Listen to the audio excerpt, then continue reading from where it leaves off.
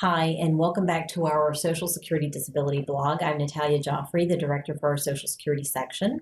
And I'm Shelly Mark. I'm the senior Social Security attorney.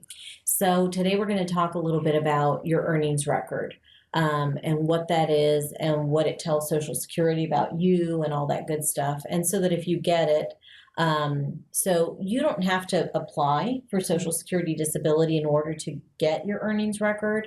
You could request it at any given time.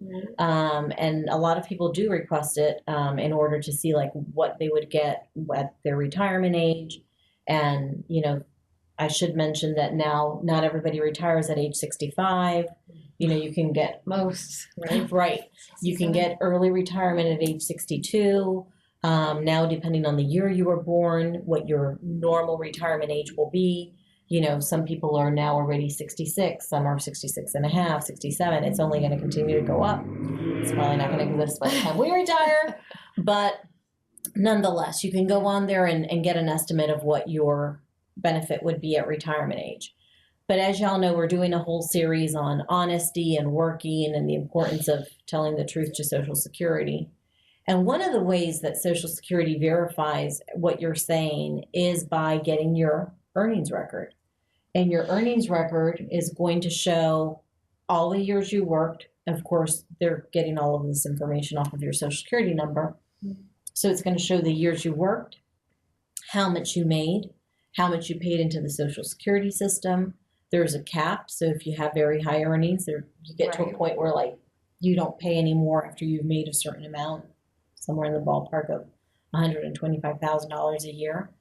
It's going to tell Social Security how many earnings quarters you have, what your estimated monthly benefit is going to be, which years you didn't work, which months you don't have any earnings quarters, what your date last insured is. So you have to pay into the system a certain amount of time in order to be eligible for regular disability benefits. You have to work a certain amount of time in order to be eligible for retirement benefits, and they are not one and the same. And then once you stop working, how many years do you have to apply for disability, be approved, and still be able to get benefits, or what your expiration date is? So, you know, you've talked a lot about going to a hearing and having this earnings record pulled right before the hearing and the judge having that information.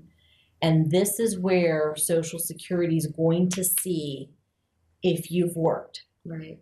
And if you're lying about the fact that you haven't worked, and you have, or you know, if you have a history of not working and now you're claiming that you have worked, you have to pay into Social Security in order to get a regular benefit, right? Definitely. I mean, there's an exception, which is SSI, which is an income-based disability benefit, but it is income-based, so it's much lower.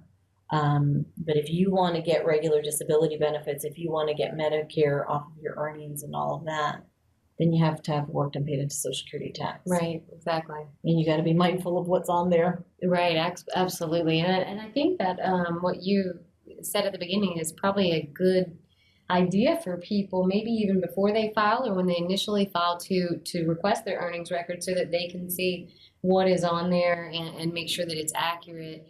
And, you know, now you can get online and set up the Social Security account online, which is super easy to do.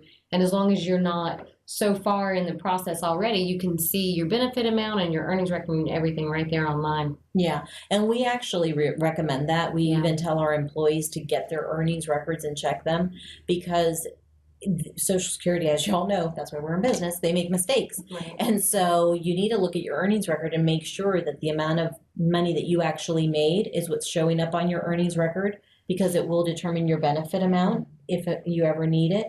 And if there's years that you're not showing earnings, you need to prove that you did in fact have those, and you do that by submitting your W-2 forms to get that corrected. And we have had clients with that issue that we're able to submit documentation and get it corrected and then file. Yeah. All right, great. Well, we'll continue this series. Thank you for joining us. If you have any questions, feel free to call our office or visit our website. Thank you.